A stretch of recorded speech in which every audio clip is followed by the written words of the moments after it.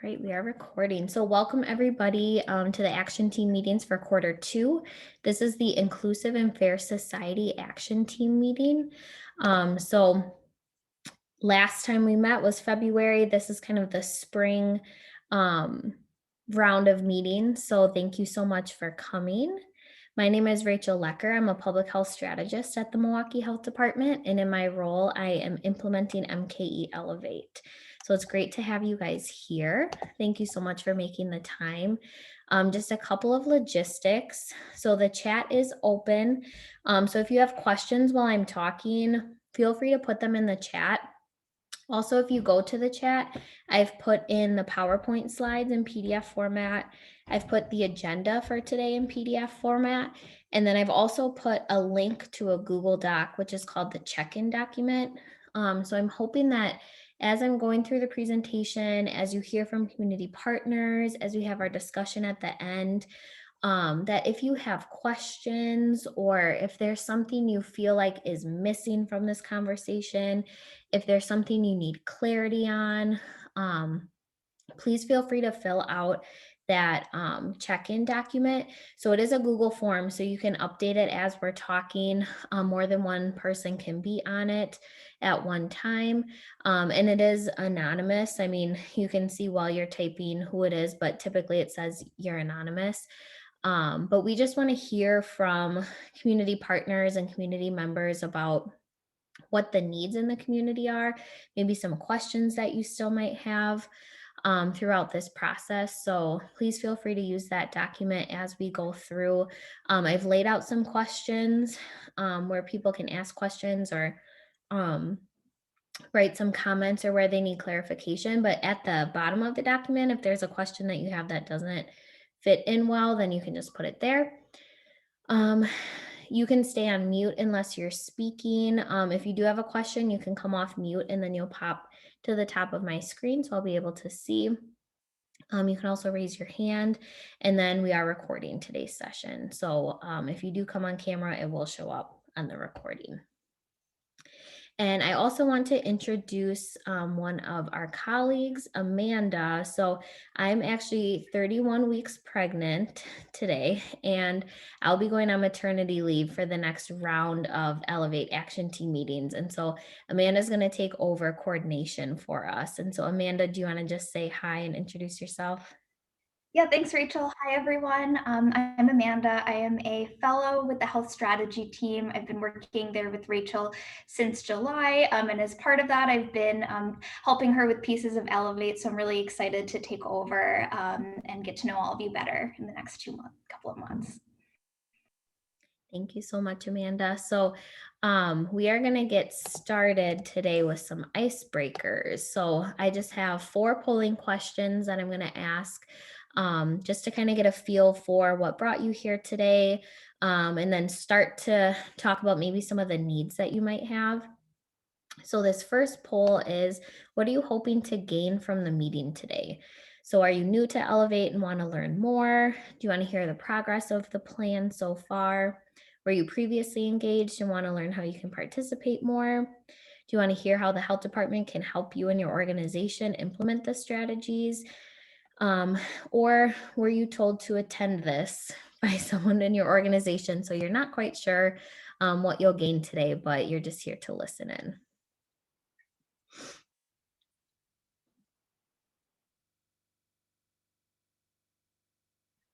All right, 100%. So almost half are new and want to learn more. And then we also have a lot of folks who want to hear about the progress of the plan and then hear how the health department can help. So that is great. So let me do the second question. So this one is just about what area of inclusive and fair society eliminate racism, or we kind of refer to this group too as the equity group. It's a little shorter to say, but it's like more inclusive of everything that can fall under inclusive and fair society. But what area do you work in your organization? So these are directly from the plan. These are some of the objectives and strategies. So promoting equitable laws and practices, training on implicit bias, microaggressions, racial equity, racial justice, facilitating community conversations, enhancing community connectedness, neighborhood beautification, building civic leadership, reducing barriers for voter registration and voting, advocacy for individuals with disabilities, those who identify as LGBTQIA, older adults, or other underrepresented populations, work groups, committees, teams on social, economic, racial, health, equity, and justice, or if there's something else, because I know this is a pretty broad category. If there's something else, you can say other and add it in the chat as well.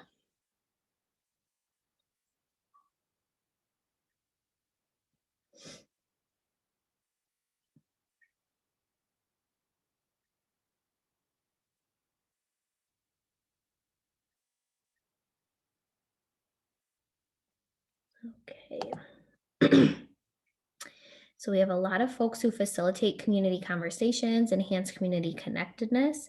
And we also have promoting equitable laws and practices, and a lot of folks who are on work groups, committees, and teams. So that is awesome. Oh, I'm sorry, I didn't share the results. Here's the results for that one.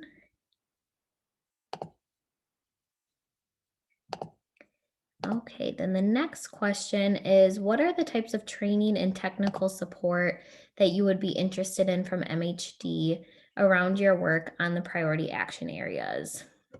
So a panel or a town hall series, maybe with local, regional, national experts. We could ask them questions about how they implement some of these ideas. One-on-one meetings with health department staff, having webinars about local resources, policies, and projects, funding assistance, assistance making connections to other groups in the community, data sharing, or maybe a monthly newsletter that has webinars, meetings, work groups, resources. If there's important votes coming up around the priority action areas, that's another option.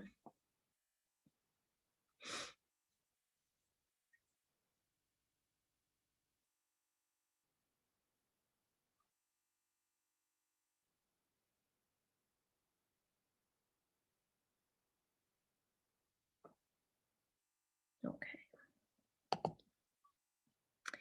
So we have about half of everybody said webinars with some resources, policies, and projects, and then assistance making connections to other groups, as well as a monthly newsletter. So a lot of resource sharing, panel, town hall.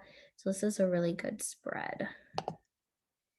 And then lastly, not work related, what are you most excited for as the weather is getting nicer? Even though today is a little bit rainy, it is getting warmer out. So going for walks, hikes, or bike rides, swimming or sunbathing, boating, camping, or glamping, bonfires, beer gardens, or eating outdoors, summer vacation, traveling, staycation, just not working, or gardening.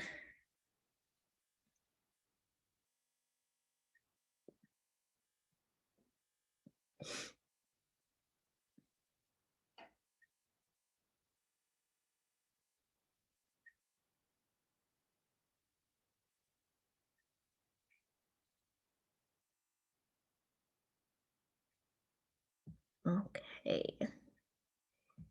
So this is the one that also won in the economic security action team. So anything traveling, just not working.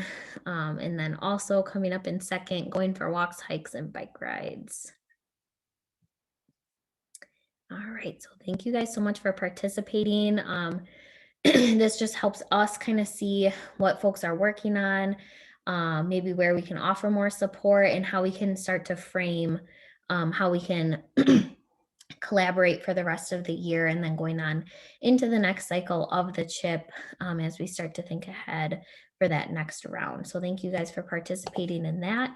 I also have the long awaited results for what is the best custard in Milwaukee. So I pulled these results Monday afternoon from the pre-registration for the meetings, and COPS won. So 54% reported that COPS had the best custard in Milwaukee, followed by Leon's, Gillies, Other, Culver's, and Kits. And so I did have Cops ice cream or custard last night. So I do have to admit that I am definitely a Cops fan, 100%. So I'm going to very briefly go over Elevate for those who are new, and then just a very quick review for those who have been previously engaged. So the overall vision for our Community Health Improvement Plan, or CHIP, at the health department is to support safe and healthy neighborhoods. And through this vision, we have 3 priority action areas, and those are economic security in green, positive mental health in blue, and inclusive and fair society in yellow. And within economic security, we have 3 goals. And that's to improve access to basic human needs such as safe and affordable housing and healthy and affordable food, improve access to and quality of education, and improve access to employment that provides family supporting wages and benefits. And then inclusive and fair society, eliminate racism. The goals are to strengthen and enhance neighborhood and civic leadership, enhance community connectedness, and promote equitable laws and practices. And so that's what our action team today, these are the goals that we are focusing on. And then within positive mental health, improve access to mental health services, improve mental health perception and reduce stigma, and become a trauma-informed city. And so the positive mental health action team will meet tomorrow, and then economic security met yesterday. And if you are interested in any of the other action teams, we're recording all the sessions, and then we have all of the materials as well that we'll share out on our website. So this is the layout of the plan. So each goal has objectives that become a little bit more specific, as well as strategies. And then each strategy was assigned to an implementation partner. And so if you're new coming to this, it might look like this plan is already kind of set in stone and that there were already partners identified and that there isn't a lot of ways to interact with the plan. But the plan was created so that over time we could add strategies. Unfortunately, we lost some of our implementation momentum due to COVID, due to some staff turnover. So when you're new coming to the plan, I don't want you to look at this as this is set in stone and this is something that was already created and there isn't a space for our organization or for myself as a community member. But that when we're looking at the goals, if you can see the work that you're doing fit under either the priority action area or the goals within the plan, that's where I want you to kind of think about where your work lies and maybe what assistance you would need in order to implement maybe your own objectives and your own work under those under the goals and the priority action areas. And then just as a reminder, the health department's role in the CHIP implementation process is that we're really facilitating the work that's already being done. So when this plan was created, there was an assessment and a lot of community conversations with different organizations to see the work that was already being done.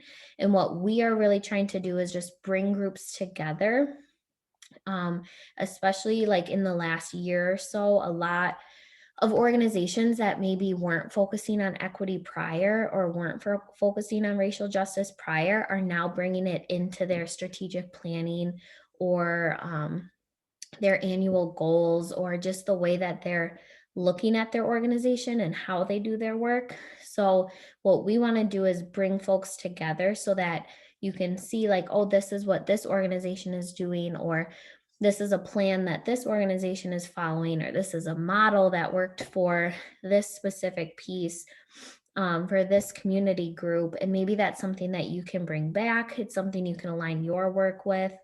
But this really isn't the health department implementing all of the strategies within the plan and doing the work. We're really elevating MKE Elevate. We're really elevating what is happening already in the community. So does anybody have any questions about just the structure of the plan or any clarification needed before we move on?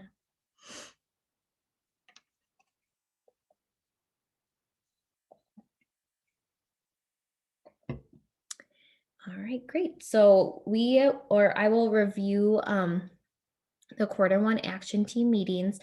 So the last time we met was February. We did learn a lot, um, just from the way that when I was structuring the meetings for the 4 quarters for this year, the way I structured the quarter 1 action team meeting was to really just jump back in to what was happening in 2018, to have kind of like a focused goal that we could all focus on. And just the structure of the action team and the agenda even was similar to what we were following in 2018. And I think a lot of folks were just confused still about how we were implementing the plan and what evaluation was going to look like and how new organizations could get involved in the plan. And so I took a lot of the feedback from the last round, and we're changing up how we're communicating, we're changing up how we're getting feedback from organizations, and we really want to make these meetings more collaborative and more give folks the ability to really connect and grow the community connections and the partnerships through Elevate. So what we've learned so far is that we can't just pick up from 2018 and continue the way that things were. The reason for that is largely COVID-19. So even the way that we're meeting today is vastly different than how the action teams were meeting in 2018. Hopefully, by the end of the year, we can get back to maybe a hybrid or an in person meeting. Um, but what we've learned from COVID is that the priority action areas of economic security, eliminate racism and equity, and positive mental health are still just as relevant today as they were in 2017. So, something that we're able to do amidst COVID is kind of reframe some of the work that we set out to do in 2017, um, and really frame, in this case, eliminating racism and improving equity in the context of COVID. We've also learned that there's new partners, so there's new ideas, and we also want to improve longevity. So, as I discussed before, the plan really was meant to be dynamic. It wasn't meant to be a static plan that was published in 2017 and then just not picked up again until 2020 or 2021. So the way that we've been rethinking the longevity of the plan is that we're really going to establish our health strategy team. So we're going to be building out our health strategy team this summer with positions that really align to a lot of the work that we're doing. And also a plug, we are hiring a director of health strategy for our team at MHD. And I think the position is open until midnight tonight. So if you're interested or know someone, you can go ahead and share that information. Um, but the health department is committed to sustaining the implementation. Another example is I'm going on maternity leave, so Amanda is able to step in, and we just have more distributed leadership among our team, so that we can make sure that we're not lapsing, even if COVID spikes again. Oh my gosh, hopefully not. But even if COVID spikes again, or there's another reason why, another like the DNC, if something pulls health department staff, that we're able to still continue. So that's just some of the things that we've learned and how we're starting to implement some changes in the way that we're implementing the plan. We also heard that across all priority action areas, the action team members wanted to learn more about data. They wanted increased and improved partnerships, and they wanted support from city leadership. So for data, a lot of the goals, objectives, and strategies within the plan, excuse me, are not easily quantifiable, but we can look at qualitative data. We can look at the process of the plan. How have we been implementing it? How can we improve implementation? And look at that process improvement data through evaluation, and then also quantify partnerships and look at what are the strength of our partnerships. And we can also start to talk about how involved do our partners want to be, and how are we really acting on that? Are we able to engage partners the way they want to be engaged? Um, and then for data, I know a lot of groups were interested in data and just the collection of data. And so The CHIP cycle, so MKE Elevate cycle, is from 2017 to 2022. And the community health assessment, or the CHA, is coming up this year. So 2021 is when we're updating our CHA, which is the data assessment that drives the community health improvement plan. So that's kind of our quality improvement cycle. And so this year we are collecting quantitative data for the CHA. So on that check-in sheet, or if you want to email me after the meeting, if there's data that, or public health issue data that you think is relevant to the health department, that your organization collects information on, or it's something maybe that you have an ask that the health department might have the capacity to collect information on that your organization would use, this is a way that you can become engaged in that process. So just a little plug for the CHA. We also want to grow our membership. So, kind of figuring out who's not at the table, who can we engage.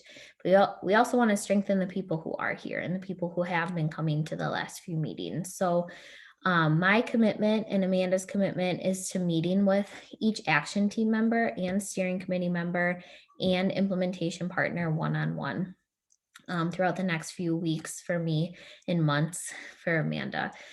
So we want to talk about what matters when we're looking at evaluation of this plan. We want to hear about the successes of your organization, either through COVID or the years prior to that. Maybe you might have some lessons learned that you can help us with, just in coalition building or community partnerships. And we also want to hear about how COVID has impacted your work.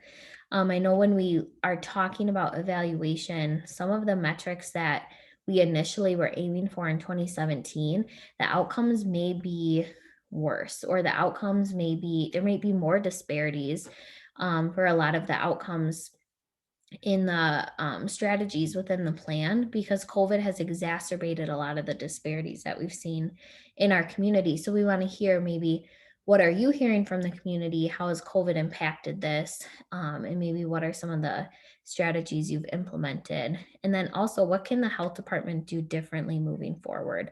How do you want to be engaged? How can we do that differently? And how can we meet you where you are? And then support from city leadership. So we do have full support from the health department leadership in implementing this plan. We have that through the investment in the health strategy team that I mentioned before. We also have COVID recovery, and the focus for COVID recovery is centralized on economic security, equity, and positive mental health as well. So that is a way that we're framing kind of our COVID recovery ideas, policies, the way that we're structuring how we're looking at recovery, and then also workforce development around the priority action areas. So continuously finding trainings. We're hoping to train our staff in racial equity and racial justice.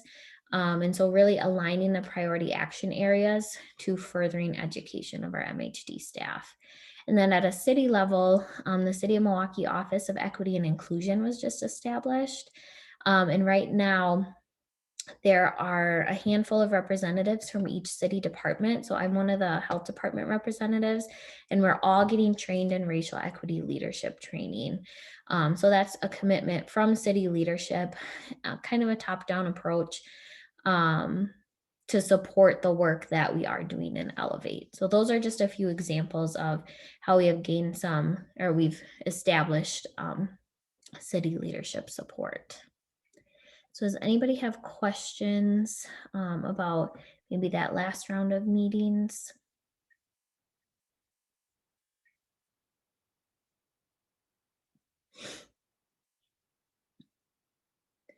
Okay, so I'm going to briefly go over evaluation.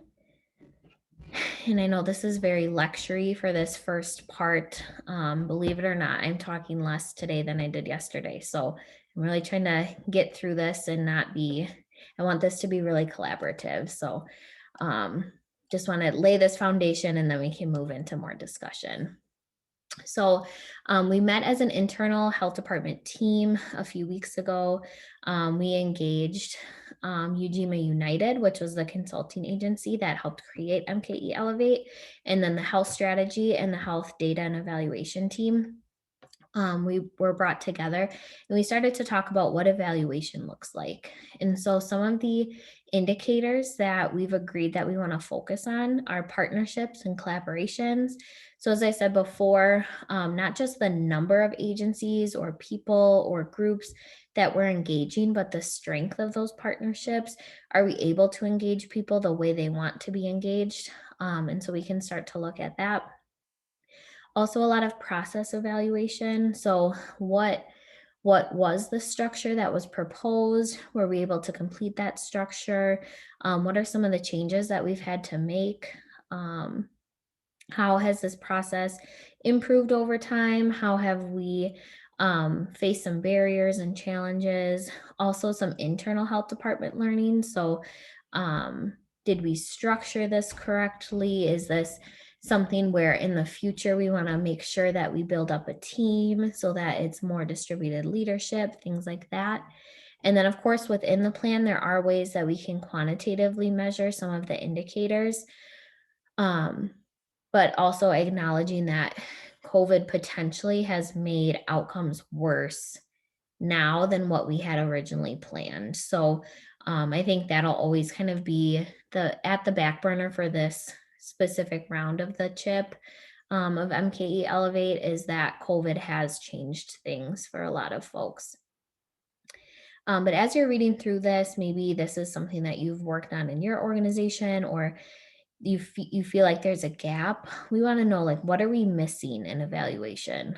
When you look at the plan, is there a piece where this is something that you were curious about, or maybe this is why your organization came to the table and we're not really covering it or understanding it well? There is a spot on the check-in document, or you can use the chat to let us know what's missing or how can we measure success in this process. So please feel free to fill that out as you're thinking about this. Okay, and I am almost exactly on time. So I am going to go ahead and stop sharing my screen. So we have a couple of folks who have volunteered to share. So what I'm hoping to do at each action team meeting is just to highlight some of the work that's being done within the community. And so, what I asked on the registration, and I can give a little bit more context here. Um, so Amanda will go first. So she's just going to share about like a 5-minute report out about a project that she's been working on that focuses on equity or inclusive and fair society, eliminate racism. And then you can just kind of see like what this looks like. And if there's something for folks who've joined, if there's just like a few-minute report out or a project that you've been working on that you want to share, I'll open up the floor to see if anyone wants to share before we go to our bigger discussion. So Amanda, go ahead. I'll give you the floor to share out. Great. Thank you, Rachel. I want to share a little bit about some of the work that we at the health department have been doing to address racial disparities in COVID communications. And now specifically, we've been working on this around vaccines. So since the beginning of the pandemic, we've been working with a team of community health workers and with MCW to address our COVID communications and make them more culturally accessible and competent in translating them into different languages and making them more accessible to different populations of people. And so we've worked with teams of that represent the Native American community, the Southeast Asian community, the Hispanic community, and then the African American community. And so we have different leads and community health workers that have worked with these populations to help translate some of the guidance and information that we've been putting out around COVID information, and then using some of their feedback to restructure some of the ways that we are locating testing sites and now vaccination clinics as well. And so we've really used a lot of their feedback to think about in our mobile vaccination outreach strategies about where to hold mobile clinics and how to effectively get the word out to different populations to help reduce disparities in access to to COVID-19 information and vaccines. And so we still have a lot of work to do on continuing to reduce these disparities and reach populations in more equitable and accessible ways. But I think through this partnership with the community health workers, we hope to continue to do this work and hope to continue to have bi-directional feedback about what is going on in the community and how can that inform our services, and then how can we better communicate our services to different communities as well. Thank you so much, Amanda. Does anyone have questions for Amanda about this project?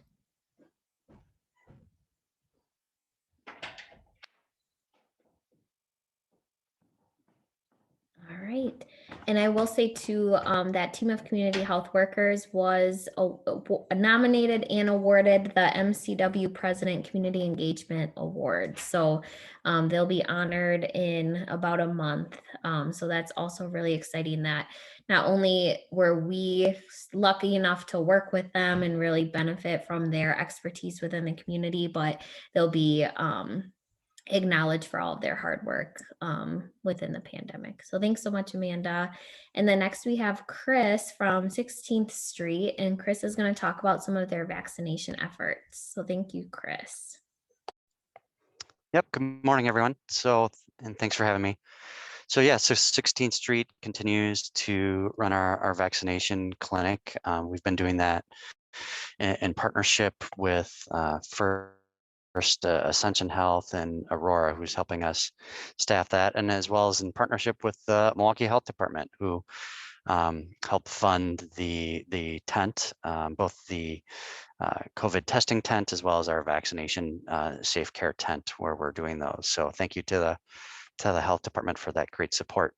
So we're doing anywhere from around 1,000 to 1,500 a week now, and have been doing that for some time. So we've been using mostly recently the Moderna vaccine and some Pfizer as well, particularly for the kiddos, where we've been doing that. So we've been doing vaccinations 5 days a week, and then offering morning time on Saturday morning specifically for kids to be able to come in and get vaccinated. So we've done, about 7,500 patients so far, and administered about 13,500 vaccines. So that's pretty good. So we're making our way through that. And then we had a partnership with Walgreens a little bit ago on several weekend days, where they were doing vaccinations with the J&J vaccine. And we did that over several weekend days, where they would do about 750 or so a day. So we did, through that program, we did 2,700 vaccines that were given on our premises, in addition to the 13,500 that we've already done. So we continue to work at it, and now focus a bit more on kids moving forward, now that it's safe for kids 12 and above to get it. So. That's awesome. Does anyone have any questions for Chris about the vaccination efforts at 16th Street?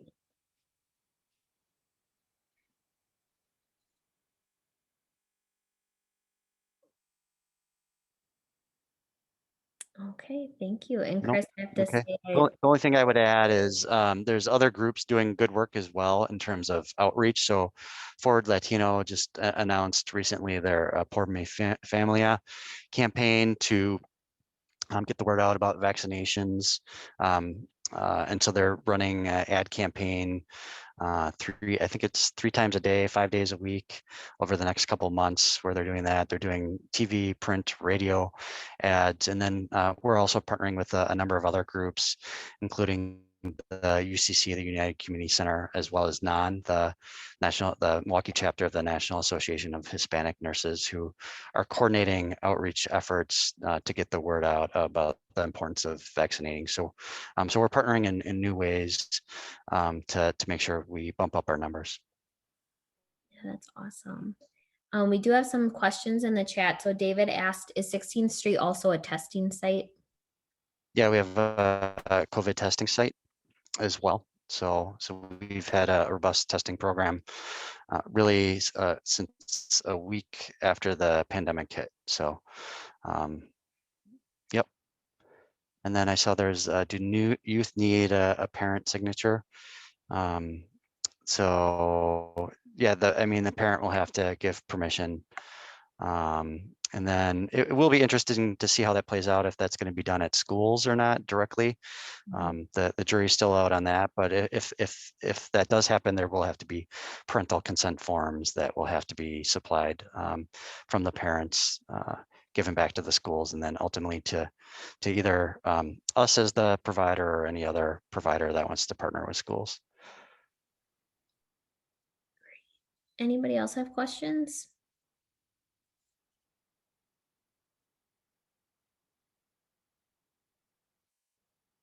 All right, thank you so much, Chris. And I have to say, I love your mask. I have my Badger diploma right behind me, right behind my head. So thank you both so much for participating and sharing out for us. Yeah, Does any, did you happy have to. And I got something? a little Bucky right there too. Oh, nice. Very nice. All right. Does anybody else have, does anyone else want to jump in and share maybe just a couple minute report out on something that your organization or you have worked on in the last year or so that has to do with equity?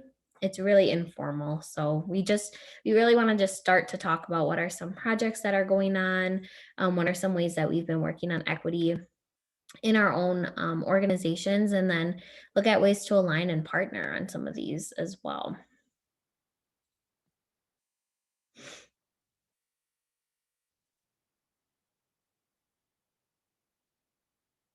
Okay. So for the next round of action team meetings, I know there are a few folks who I've reached out to who said that they would be interested in presenting for next time. And so we'll make sure that every time we have an action team meeting that we can offer the floor to anybody who's interested in participating. So next we have a full group discussion. So I will put these individually into the chat, but what I'm hoping we can do is, if you are comfortable, you can come back on camera, because I'm hoping we can start to discuss some of these questions. So some of these are questions that I've raised within the PowerPoint, but we really want to hear from organizations, from individuals.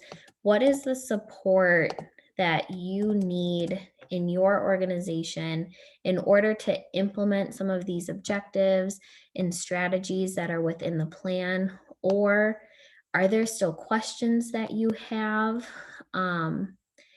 Has COVID really exacerbated some of the disparities you've seen in your work? And then how has that changed maybe what your organization is focused on? How can we assist? So if there's one of those training and technical support items that maybe your organization would be really interested in, we want to hear that as well. But I am going to go on mute and just open the floor if anybody wants to jump in. And we really just want to hear like what is needed from the community. Also, if you're really in more of like a maybe a boots on the ground grassroots, or you interact with the community a lot, we also want to know, what does the community need? Like, what are you hearing from the community in terms of their needs around inclusive and fair society, eliminate racism and equity? So I'm going to go ahead and open the floor. So please jump in. You can answer any of the questions, ask questions, anything.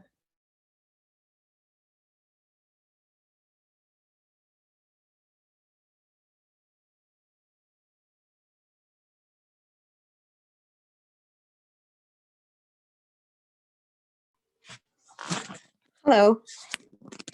I just wanted to, hello, yeah, hi. My name is Fazia. I'm the Director of Community Clinical Linkages at Unite WI, and currently working on the COVID vaccination outreach community grant through DHS. We were awarded that. So just working and trying to collaborate with other organizations that have also received the grant, which are many in Milwaukee as well, which has been great in terms of making that, providing those linkages between all of these organizations that are really doing this grassroots kind of groundwork in terms of making sure that folks are getting vaccinated and not just getting vaccinated, but have the information to get vaccinated. So just making sure that there's this understanding regarding the vaccine and where they are in terms of what they need to get the vaccine and what's kind of stopping them from getting it if there is a question about that. So we're really outreaching to where community resides in terms of churches and just a lot of like food pantries and community-based organizations, faith-based organizations, just trying to reach out where folks really are, just so they can feel comfortable with getting the vaccine, and just trying to understand what is inhibiting them from actually getting it. So that's kind of where we are right now. But everything else in terms of the information that was received so far from the group has been really great. I just wanted to let you know.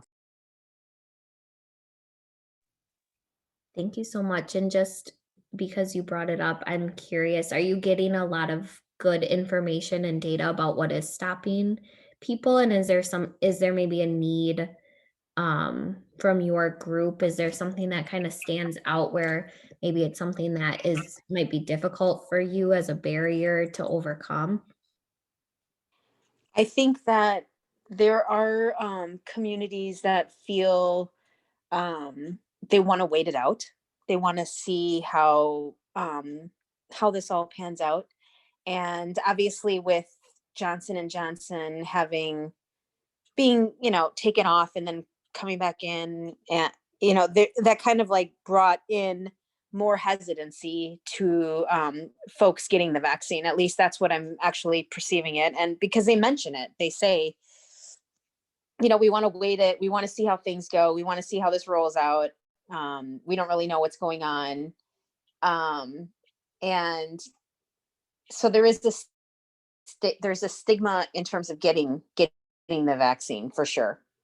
And it just about the education and why it's really necessary, because I know a lot of folks know that they don't get the flu vaccine, although lots and lots of people promote the flu vaccine when it's flu time and flu season. But that's another thing. So they just say, well, we don't really need it. It's not really necessary. Let's see how things go. And so, yeah, those have been kind of in terms of what I've kind of heard through the time. Yeah, thank you so much for sharing.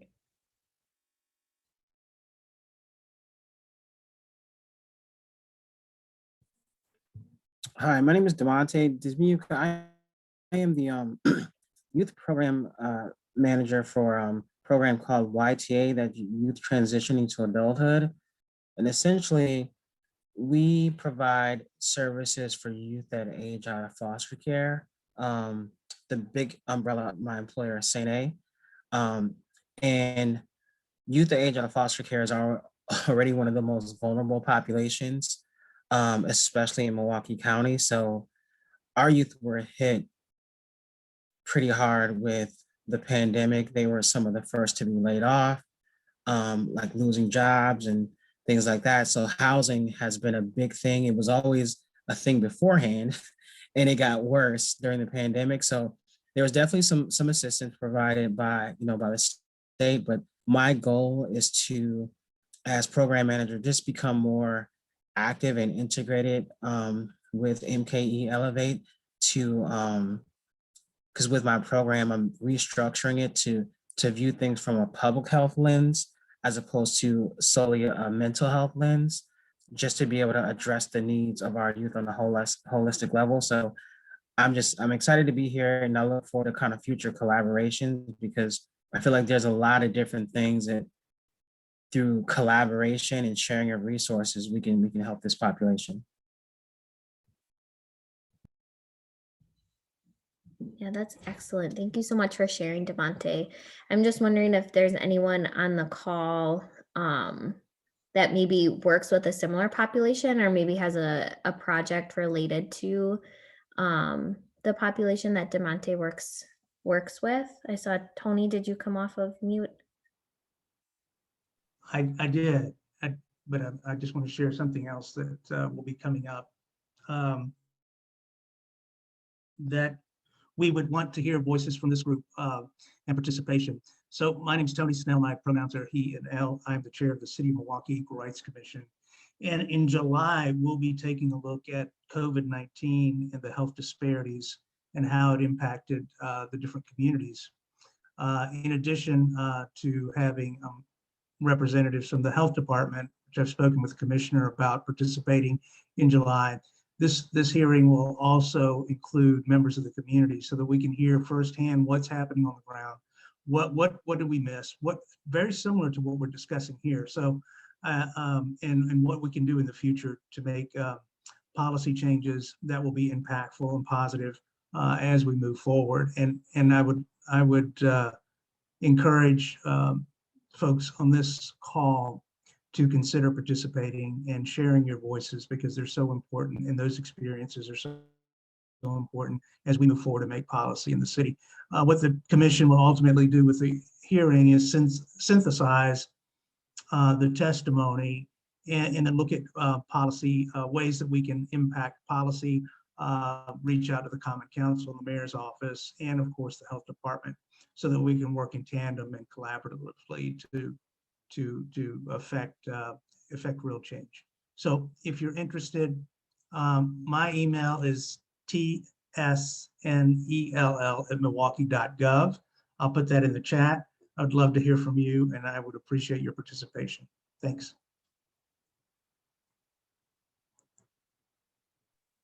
Thank you so much, Tony. And then we had Matanya had asked for Demonte's contact information, so he shared that. And then Doug, I just wanted to see, was the registry for participants, who was that aim? I'm sorry, I have pregnancy brain. Who was that question aimed at?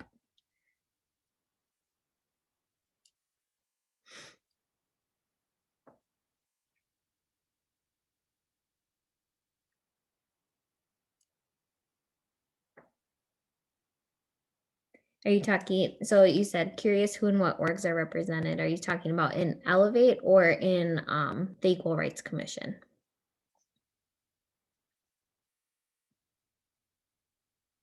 In Elevate. Okay, so that's a great question. That was actually requested from one of the team members yesterday as well. And so that is something that we're going to be working on, not just for evaluation, but just so that we can create more kind of collaboration between within and then between the different action teams. So I do have a list of organizations based on who comes to the action team meetings and then who is an implementation partner or part of the steering committee. And so I'm hoping that we can build out more of like just kind of an internal information exchange list if there is someone who reports out at a meeting and you're interested in collaborating with them, or if you have maybe a project and there's someone from Elevate who is part of an organization that you've been trying to get in contact with, we can just build more of kind of community collaboration that way. So thank you for that question. That's definitely something that has come up in the other groups as well, and it's something that we want to work on. All right, does anyone else want to either report out about a project that they're working on, touch on maybe some of the support that they might need? I'll open the floor back up. I can tell you a little bit about the Milwaukee Community Justice Council. So good morning, everyone. My name is Erin Perkins. I'm the Safety and Justice Challenge Project Manager with the Milwaukee Community Justice Council. So I oversee a grant that we received, the county received, from the John D. and Catherine T. MacArthur Foundation. So that grant is really focused on reducing our jail population, as well as reducing racial and ethnic disparities in the criminal justice system. So this the strategies that we have in place to be able to reduce racial and ethnic disparities in the criminal justice system, we are going to be hiring a racial equity coordinator. We have a person in mind already that'll be brought on board in the fall to help us coordinate some of the different projects that we'll be doing related to racial equity. We've been working with MacArthur Foundation and a technical assistance provider, the Burns Institute, to do some deep dives into criminal justice data and really understand at the various points of our criminal justice system, from the point of arrest through supervision, where do we have disparities, to what extent do they exist, and what decisions are made at each of those points that allow for racialized outcomes to occur. So we will be doing decision point analysis this coming fall with some SJC partners as well as some local partners to pull apart criminal justice data. We're also planning to do some strategic planning and applying a racial equity lens to that, working with the Office on African American Affairs and a number of other system and community partners, because we're really interested as a community justice council, how can we bring system and community members to the table to come up or create a strategic plan to reform our criminal justice system going forward and make sure that racial equity is a part of that process. So that'll be something else as well that we have on our plates for fall of this year. We're also planning to do a couple trainings. We had started last year at the recommendation of the Burns Institute. They said one of the things that we need to do as a system is make sure that we're allowing community members to be on equal footing when they're at the table with system stakeholders, and they want us to do sort of a coach up opportunity so that people would feel more comfortable around the table, talking about our various acronyms and alphabet soup and programs that we have in the criminal justice system. So we did start that in March of 2020. So then we ended up having to put it on the back burner, but we will be bringing that back now that we figured out how to communicate in this, in this COVID world. And then we will also be looking at doing some trainings for our system stakeholders around racial equity as well. And we want to do that as part of our strategic planning process, is having community members and system stakeholders help us figure out what types of training are most necessary, and then use the resources we're given through our grant to be able to do various kinds of racial equity related trainings. So I think those are the big pieces of our racial equity strategy that we're looking at. And now that I'm looking at your questions, as far as the COVID disparities that we've seen, the jail in particular was really susceptible to having a COVID outbreak just by nature of the facility.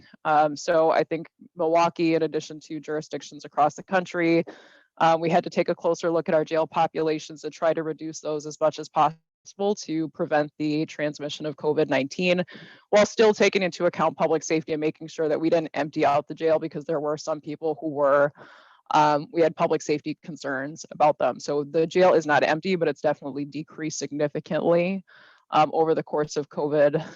So as far as disparities, we have seen an increase, or we've seen across SJC sites, we've seen a growing disparity in people of color who are booked into jail versus white population. So even though the overall population is lower, there's sort of a growing gap between people of color who are booked into the jail and white individuals, and that's been true across many SJC sites, not all of them, many. And just in terms of the COVID impact and the risks of COVID, especially since the criminal justice system disproportionately has people of color in our jails and in our prisons, you end up seeing that sort of disproportionate impact of COVID carry over, both in terms of who comes into the jail and who out in a community setting would have been susceptible to COVID and then brought into the jail. And then you have the risk of people picking up COVID-19 when they're cycling through the jail and then going back out to the community and potentially bringing COVID, if they've contracted it in the jail, out into the community. So it was multiple pieces that we had to think about in terms of disparities and who was at risk for contracting COVID-19, both in the jail setting as well as who may bring it into the facility or may take it back out to the community. So we had a number of COVID related considerations just over the last year with our jail population. Thank you so much for sharing. Something that you said that really struck a chord with me, and I think would be beneficial for others in the group to hear a little more about, is just how are you going to, I know you had to stop because of COVID, but just the trainings for community members in order to be on that equal footing as organizations and system stakeholders that come to the table. I know that is really highlighted in this priority action area of the plan is not only to create community connectedness, but to build up civic and neighborhood leaders. And I think it can be really intimidating. And I know the way that I even bring people to the table for action teams is my default is to say your organization or like your community group. And so I just always associate people as being part of an organization because it's almost easier to engage people at that level. But did you have, I guess, did you have like any plans? I know you said you would start training them up again, but is there any learnings that you've had so far with that process, or is it kind of still too early? I think all of the safety and justice challenge sites, because community engagement is a big thing that the foundation really stresses for safety and justice challenge sites. Their expectation is that community members will be a part of the decision-making process as much as your system stakeholders are.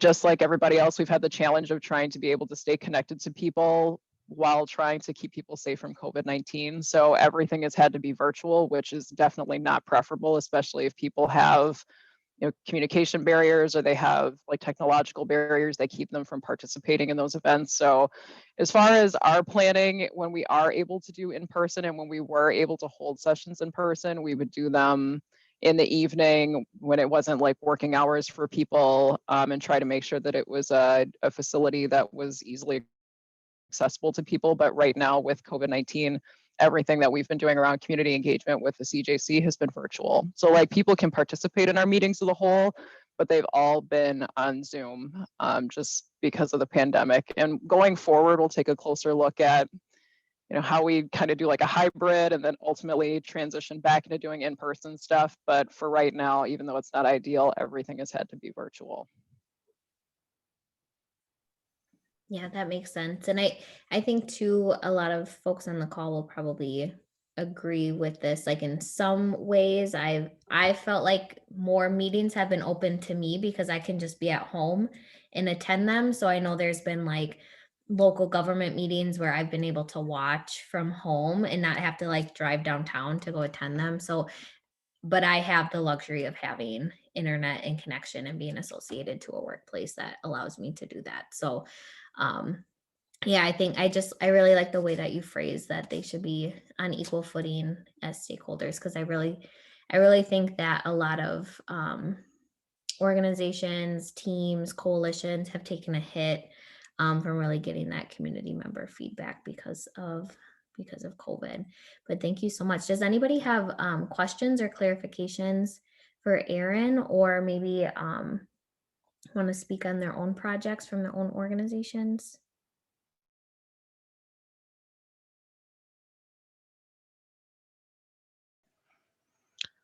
Hi, I would love to be able to speak just really quickly about the things that we're doing. So I'm Alex Williams. I'm the neighborhood safety coordinator for District 5 with Safe and Sound. So traditionally, what the neighborhood safety coordinator's role was to kind of be a liaison between community and law enforcement, to either come up with community-oriented solutions to neighborhood issues and like kind of keep the police out of things that they don't need to be in, but also to work with law enforcement to combat community issues that they would be best suited to handle. I think I'm looking at the role different in a different lens. I want to move towards public health as public safety. So because I have like, there's this a firm belief like with research out there to back it that when people have the essential things that they need to survive, crime drastically goes down in an area. A lot of crimes are that of survival, or not having the right amount of resources. So I think that things like this group and this collaborative are a really good step towards helping or directly reaching the people that need it the most.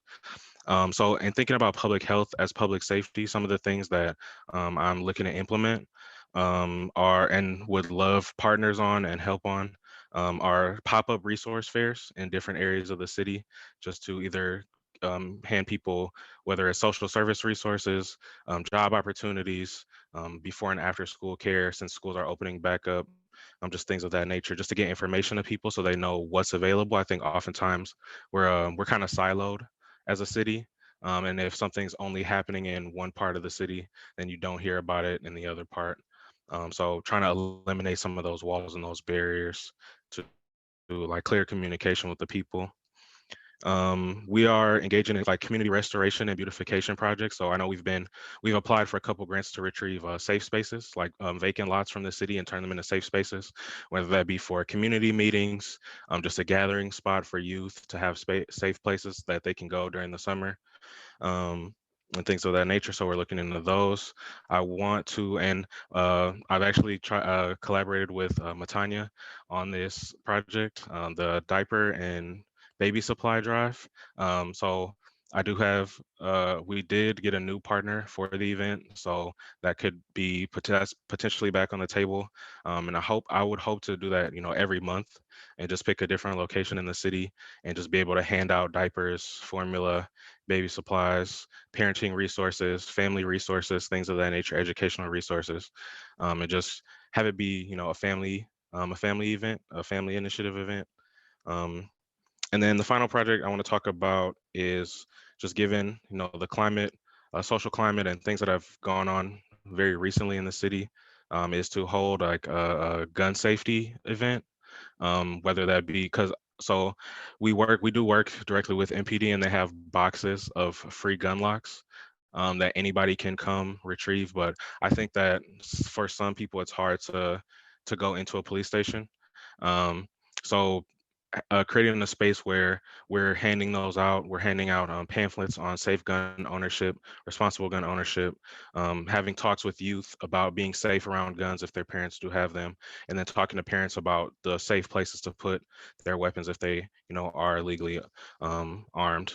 Um, so those are a few of the things that I'm working on. Like I said, I would love help and partners with anything that you're passionate about, that you feel like you could contribute significantly to the community, because that's what I'm all about. I think that taking on this role as like neighborhood safety coordinator, like yes, we're assigned a district, but like we know Milwaukee is fairly small, and what happens in one district like reverberates throughout the rest of the city. So being able to just kind of like come together, I think this is a great group. Like I really hope to be able to work with Elevate further and just like collaborate with everybody in this group on the different things that we have going on.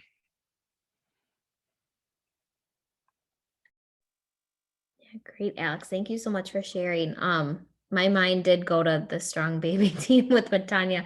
I'm actually on the Strong Baby team too for health equity. So I'm glad that you guys have connected.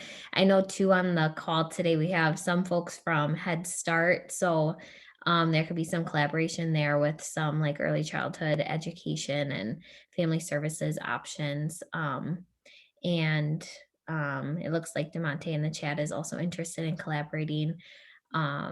But yeah, thank you. That's exactly what I want to start to do with these meetings, is to kind of just hear about what other groups are doing and maybe make those connections so that we can really build more more community, and we can kind of take what has been working for another group and replicate it in our own organization, so that again we're all trying to do the same thing.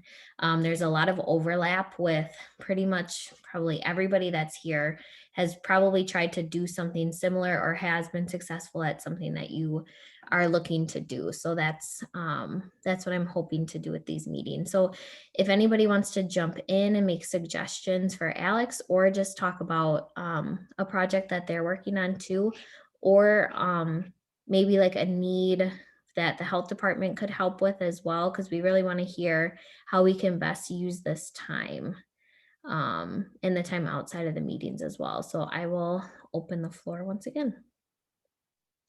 Hi, this is Matanya. I just want to thank Alex for joining us today. It was great to see you. And I was just going to mention, with your gun locks in the community, we can actually support you in that as well, because we do a big distribution in our communities with the gun locks. So again, it's not so you won't have to reinvent everything. We want to make sure that we're here to support you and all the events and community action things that you're trying to do. So we can definitely help you in supporting that as well. Thank you so much. I'll be sending you an email later today. No problem.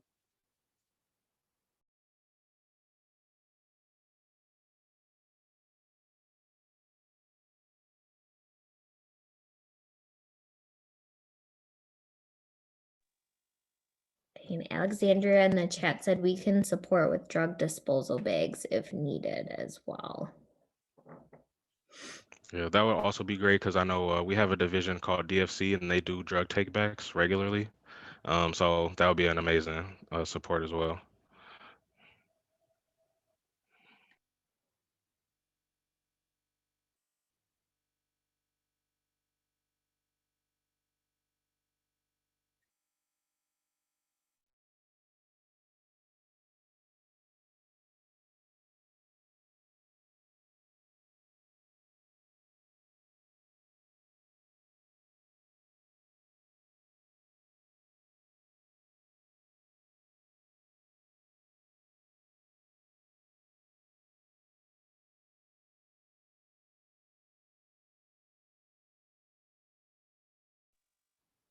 Okay, so I will shift just a little bit. I know we have a little less than 10 minutes to continue talking, but I just wanted to hear from the group. I know at the beginning we did the panel to hear what type of technical support might be needed within the projects that you are working on. And so I just wanted to see, I know a lot of folks said like a panel or a town hall or even a newsletter would be beneficial to them. So I just wanted to see if anyone would be willing to speak a little bit about what about a town hall, what about a town panel, or if there are already like newsletters that go out, or if there's organizations that are kind of working on bringing groups together around some of this work already that we could just kind of align our work with, that would also be helpful. So I just want to see if anyone has any comments or feedback on that.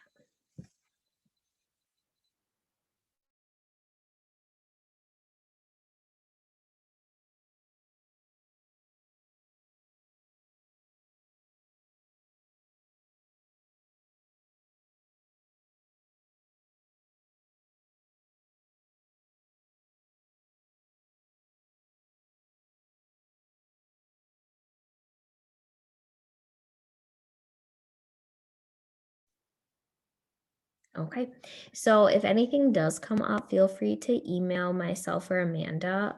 Our email addresses are on the agenda from today, and all of the invites and things come from my email address. And so I'm gonna go ahead